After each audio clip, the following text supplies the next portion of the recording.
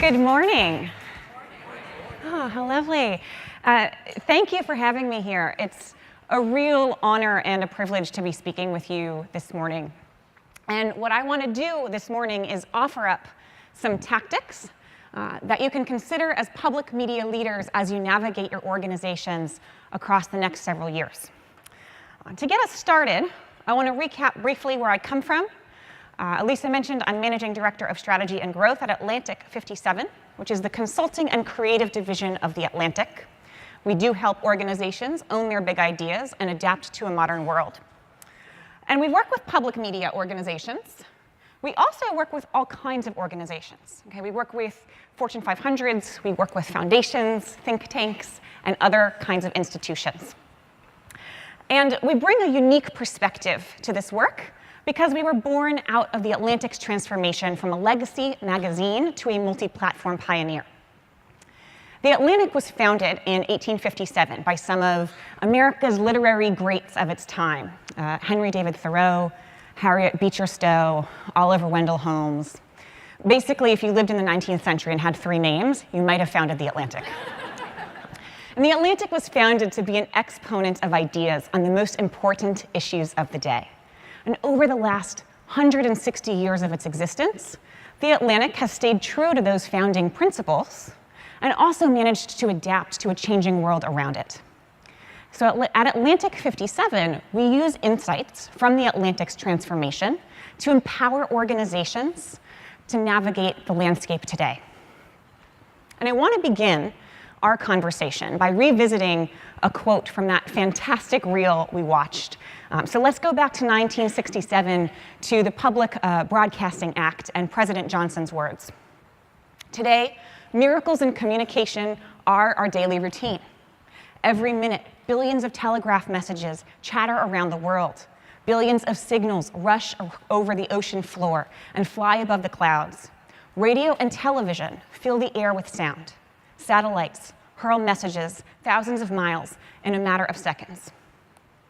Today, our problem isn't making miracles, but managing miracles. So this was media and communications 50 years ago, right? Imagine what President Johnson would say about the world today. We still have the television and the radio signals rushing through the air. We still have them rushing across the ocean floor. But those are now joined by this onslaught of digital stories that demand our immediate attention, by a slew of Facebook posts and social media posts, emails that flood our inbox, all of these long-form think pieces that are endlessly discussed on the 24/7 news cycle. So to put this in perspective, every single second, there are 854 Instagram photos, 8,000 tweets, 55,000 Facebook posts, and I kid you not, 2.7 emails sent, although 67% of those, I understand, are spam. So these are miracles of modern media. And these miracles enable us to do things we've never been able to do before. We can have a package delivered to our doorstep with a voice command to Alexa. We can instantly summon literally any song, podcast, TV show with the click of a button. We can create movements across states and countries and continents with a 280-character tweet. And we can adapt English and math lessons to the pace of an individual student's learning just by putting tablets into the classroom. As media organizations, though, I think you all understand that some of these greatest miracles are also greatest threats. For example, inventions like Alexa put pressure on media organizations to design content for voice commands, which is a really intensive and expensive thing to do. The sheer enormity of content that's available out in the world makes it really hard for any one voice to stand out. The ability to lead movements across the nation or the globe through Twitter and other platforms makes it hard to maintain interest in what's happening locally in your own backyard. And new personalized learning tools put pressure on media companies to customize their own educational offerings.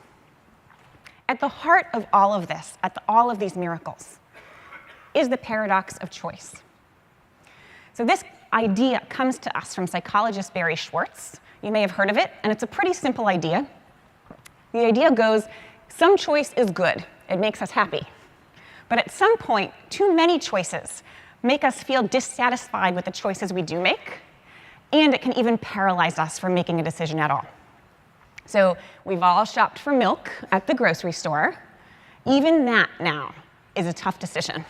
You can go to Trader Joe's, you can go to the gas station, maybe you buy fancy milk from Whole Foods, there's different fat content, sweetened almond.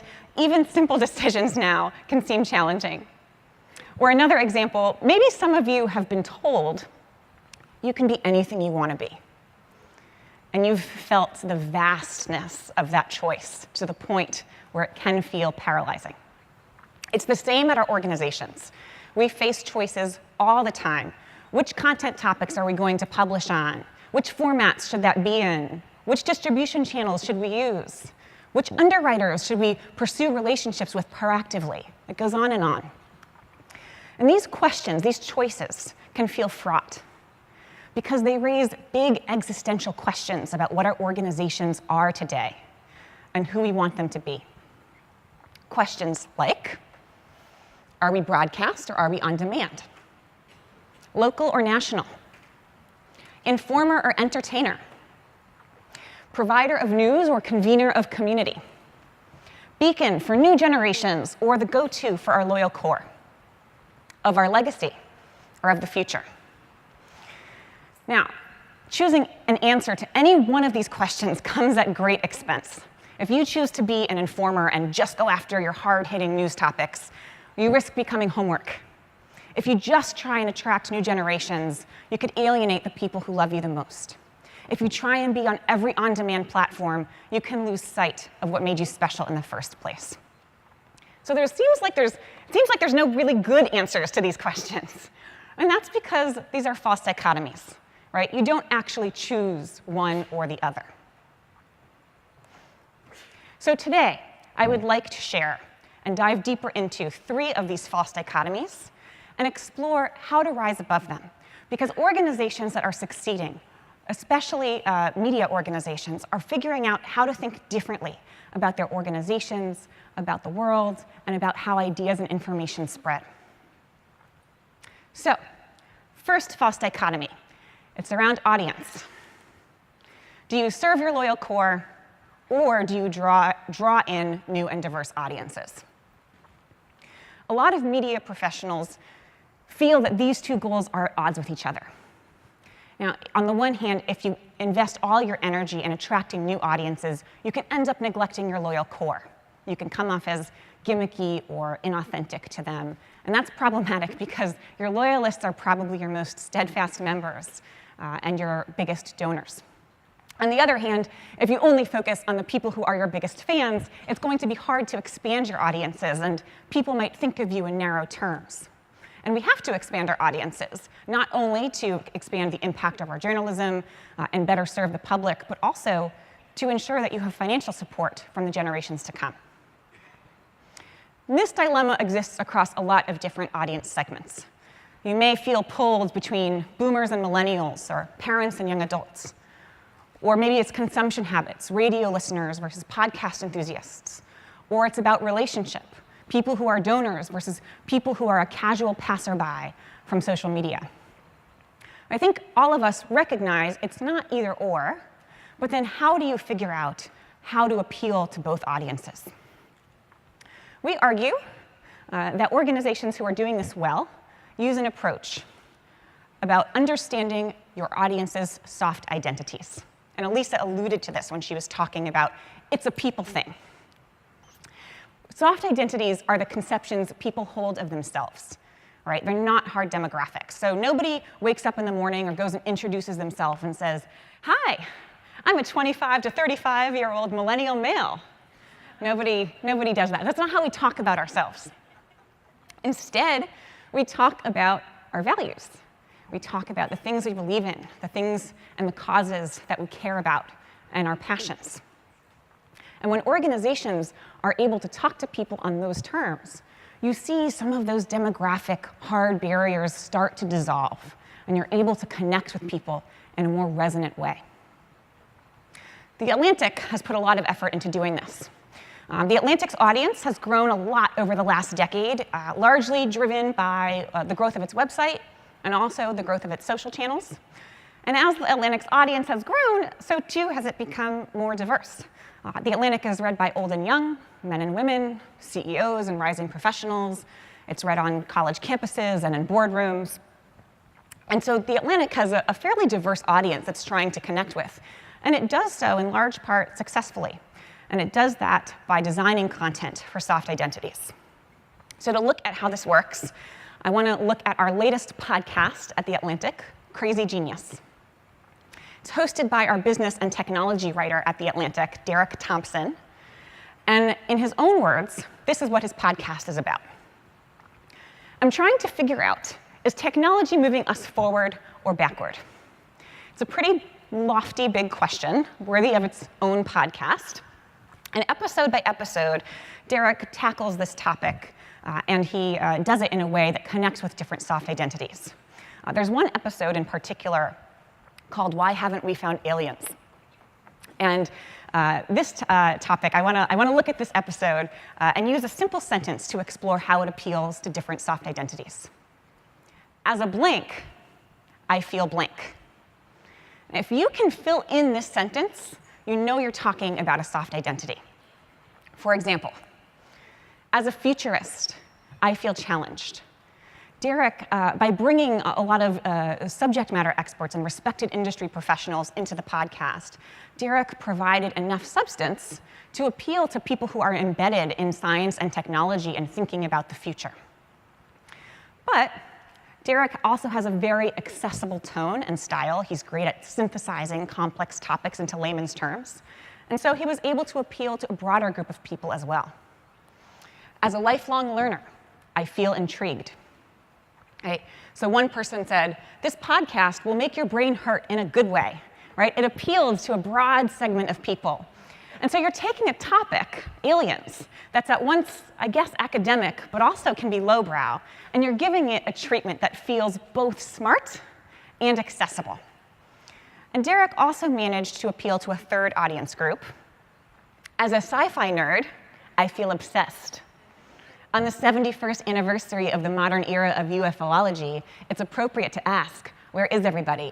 Hashtag space junkies. So across this podcast, this one episode, you can see how The Atlantic very deliberately adopted different styles, content sources, and treatments to be able to appeal to a lot of different soft identities. And other organizations can do this too. The key is to speak to the intersection of identity and emotion. So when you can speak to people on the terms with which they describe themselves and around the things that they hold dear, you can resonate with them in a more meaningful way. So first, invest in understanding the qualities of those audiences, and then figure out how you tap into their emotions.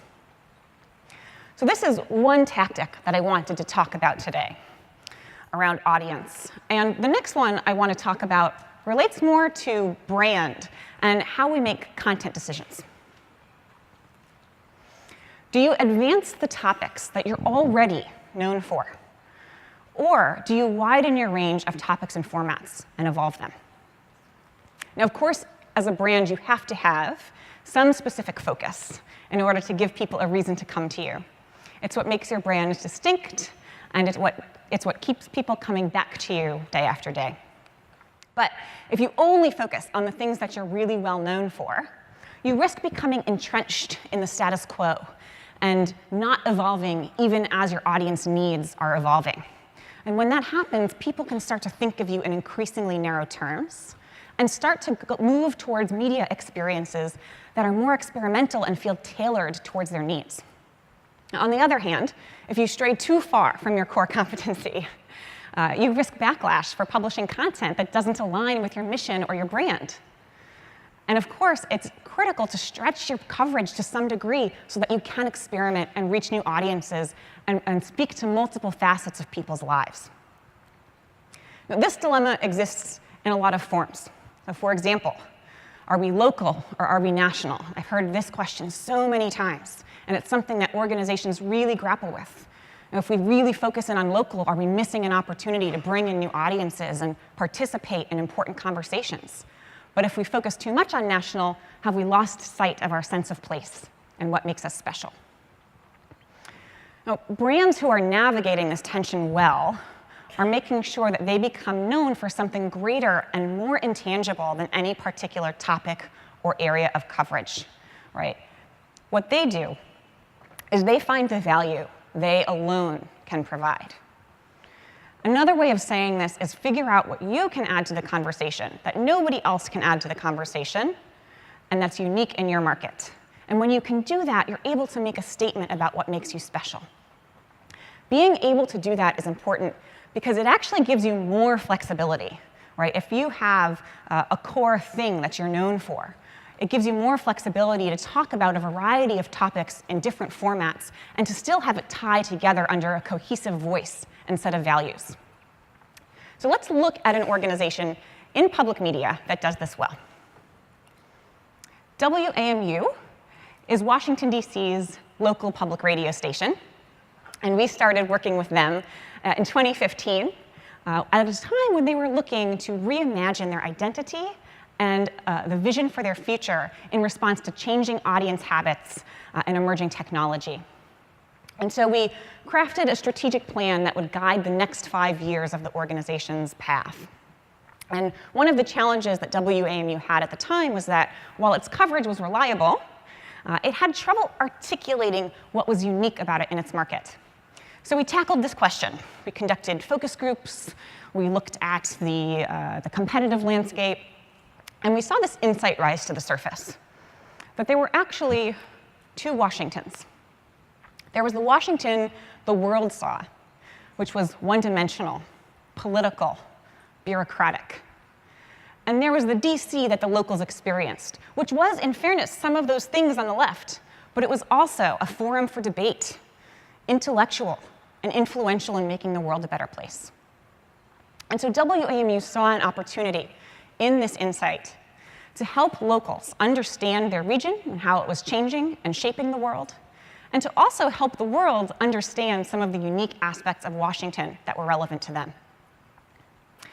This helped WAMU land on its new identity statement: to connect Washingtonians to each other and to the world.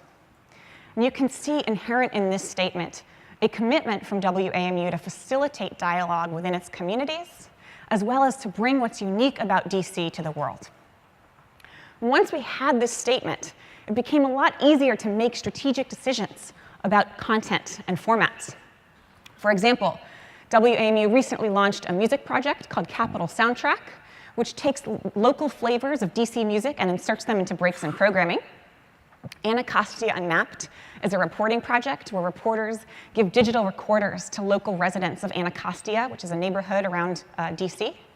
And they could take those digital recorders and interview someone in their community. And 1A, which is a podcast that takes advantage of the centrality of Washington, D.C. to American issues and delves into an unflinching look at what America is and what it wants to be. And across these initiatives, you can see that common thread of connecting Washingtonians to each other and to the world across music, across content, across podcasts. And this has been successful for WAMU. Their audience diversity has increased dramatically over the last several years. And in the 2 years following the strategic plan, membership increased by 43%. The question you can ask yourselves is, are we uniquely positioned to do this? Right? If you're able to answer yes to this question, it helps you be more intentional about where to place your bets and what you want to invest in, and have it all tied together in something cohesive.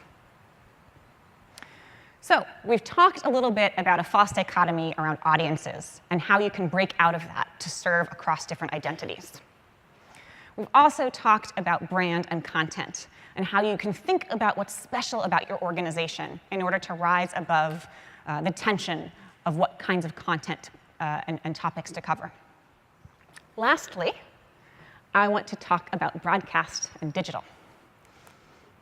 Do you strengthen traditional channels like broadcast, or do you pursue every emerging platform or trend? Now, traditionally, years ago, media was a passive experience driven by broadcast.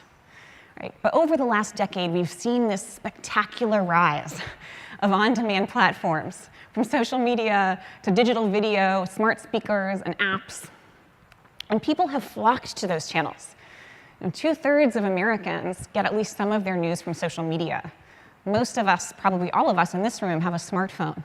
And 40% of Americans have listened to a podcast, a number which increases every year. This puts a lot of pressure on organizations to be everywhere. But you can't be everywhere, because the last time I checked, all of our resources were finite. And a lot of media organizations are also at a point where they're trying to do more with less. So we have some strategic choices to make. I think we all know you can't just be broadcast, because we have to be meeting audiences where they are in this day and age. But every platform you have a presence on also requires investment of people, of skills training, and of money. So the way that we approach this at The Atlantic is to think story first and format second. I think a lot of us talk about this idea, but I want to explore how it works in practice. Most publishers gravitate towards the format they're most comfortable with, the one they know best. And they publish in that format, whether that's broadcast or print or something else. And that's a format-first approach. A story-first approach is where you start with the idea at the center of your story, and you think about which platforms are best suited to bring that story to life. And the benefit of doing that is it lets you lift above the be everywhere trap, because you're being more thoughtful about which platforms to use and why. And that also can minimize the feeling that your content sometimes feels redundant across social platforms. Sometimes we'll see organizations just repost the same thing to all their different social channels, instead of using each channel deliberately to make a certain point or provide a meaningful experience to audiences. So I want to look at another example from public media, an illustration of an organization that does this well. We all know Marketplace as the most popular business and economics programming in the world. We started working with Marketplace in 2016, at a time when the brand was looking to go from a suite of radio programs to a multi-platform media brand. And to help Marketplace navigate this transition, we developed a set of recommendations, investments we thought Marketplace should take on, and the resourcing needed to support them. One of the recommendations we made was that Marketplace invest in what we call anchor packages. An anchor package is a long-term editorial series that's an enterprise-level collaboration from the start. So rather than having an editorial series led by broadcast, for example, you would have broadcast, digital, audience development, brand and marketing, revenue and business folks involved from the beginning, so that you get the most out of this series. And for its first anchor package, Marketplace decided to cover the financial crisis 10 years after the fact, and look at some of the human stories and implications of the financial crisis. And Marketplace called it Divided Decade. It's actually still online now. They're in the middle of it, so definitely check it out. And because Marketplace made a concerted effort to do this project story first, they've ended up with a rich array of content across a lot of different platforms. So one example is the How We've Changed series, which takes personal stories of people's own experiences during the Great Recession and shares them on Instagram and in on-air segments. So for example, there's the story of Diego Corzo, a dreamer who was born in Lima and came to America when he was 9 years old. And he talks about how challenging it was for his family to pay the bills and send him to college during the Great Recession. Marketplace also published a special edition of its ongoing poll, the Economic Anxiety Index, which talked about how the financial crisis changed the way people feel about their daily economic stresses. And there was this historic panel with Timothy Geithner, Ben Bernanke, and Henry Paulson, three men who helped navigate the country through the financial crisis, and were all concerned that America hadn't learned the lessons it needs to learn in order to weather or avoid another financial crisis. And you can see across all of these different pieces of content that there was deliberate thought that went into deciding which channels were best to tell these stories. This has also been really successful for Marketplace. Their Instagram following quadrupled with the How We've Changed stories being published there. They've also seen an influx of people's stories. People are sending their own stories to Marketplace about their experience with the recession. And Marketplace has raised several $100,000 in philanthropic funding to support its work. So this is what divided decade looks like to an outsider. But internally, a lot of effort went into making this happen and doing this differently, right? This wasn't broadcast-led. Leadership at Marketplace made an explicit decision that this would be, that all content planning would be done not just by broadcast, but also by digital and audience development folks. And their brand and revenue people were involved early on as well. Marketplace also organized teams for Divided Decade around the themes that the initiative would cover, as opposed to broadcast and digital. So in this case, Divided Decade is covering inequality, housing, and jobs as three main themes. And while Divided Decade has 2 full-time people staffed to it, there was an expectation that was set that everyone on the Marketplace staff would touch Divided Decade in some way, shape, or form. So it turns it into something that feels truly enterprise level and also gives everyone the opportunity to learn from the experience and share that with each other. Divided Decade is core to what Marketplace is trying to achieve. In the words of Deborah Clark, the Senior Vice President and General Manager at Marketplace, Marketplace is fueled by an ambitious mission to raise the economic intelligence of the country. The financial crisis is a stark example of how understanding our country's history and economy is crucial. So because Divided Decade is so important to what Marketplace is trying to do, it made a lot of sense that Marketplace would use all of the tools of modern media and technology to get the most out of the investment they're making in this year-long initiative. The Atlantic also takes a story-first approach, but it wasn't always that way. For the first 130 years of its existence, The Atlantic was just a magazine. It went through a few redesigns, but it was still a magazine. It's only in the last 30 years that The Atlantic started thinking across channels with its website in the 1990s.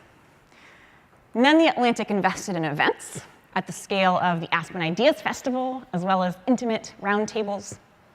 More recently, we've gotten into videos, doing short documentaries and explainers. And most recently, and perhaps a little bit late to the game, podcasts. The Atlantic now has 3 podcasts that have earned 3 million downloads. But in the early days of the transformation, there was understandably a lot of anxiety from Atlantic staff around what all of these changes meant. People at the annual town hall would inevitably ask, well, if we're investing more in our website, does that mean the magazine is going away? Or, what is The Atlantic if it's not a magazine? Well, we didn't get rid of the print magazine. We actually have more magazine subscribers than we ever did before the transformation. Because at its core, The Atlantic's future was never a choice between print and digital. Instead, what The Atlantic's leadership recognized was that The Atlantic had to be greater than the sum of its parts. As Bob Cohn, our president at The Atlantic, likes to say, for years The Atlantic was a magazine. Then it became an idea. It was never about printing fewer or more magazines or about getting the most number of YouTube views possible.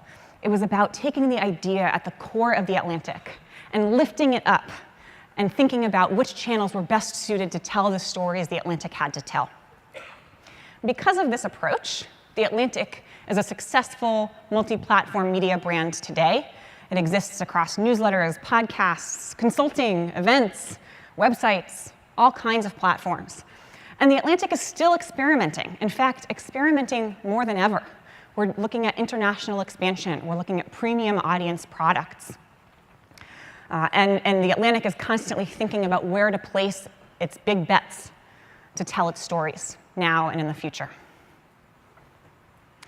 I want to close by looking at a final dichotomy that seems to me to underpin the rest. And that's the past and the future. think we've all seen this morning that, even from that reel, that public media has a remarkable legacy. And as leaders in public media, it's your imperative to guard that legacy. Because once you stray too far from something that you were about at the start, it's really hard to gain back that trust. At the same time, as was also said this morning, the best years of public media, I believe, are still ahead of us. And how do you then navigate the past and the future to respect your legacy, but also to move in boldly to the future? Separate what's timeless from what is time-worn. Take what is timeless about your brand, namely your mission, and figure out what isn't serving you in today's media landscape and do away with it. And this requires understanding the through lines between your legacy and what audiences need from you today. To conclude, I want to share a quote from Cullen Murphy, who is one of the managing directors of the Atlantic, managing editors of The Atlantic in the 1980s to the mid-2000s.